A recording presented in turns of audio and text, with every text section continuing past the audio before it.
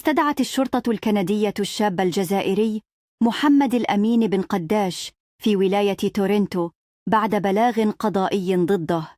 جاء الاستدعاء على خلفية تصريحاته المتعلقة بسفر النساء بدون محرم، والتي اعتبرها بعض النشطاء العلمانيين تهديداً للقيم المجتمعية. ورغم الضغوط، تم الإفراج عنه بعد ساعات من التحقيق دون توجيه أي تهمة رسمية.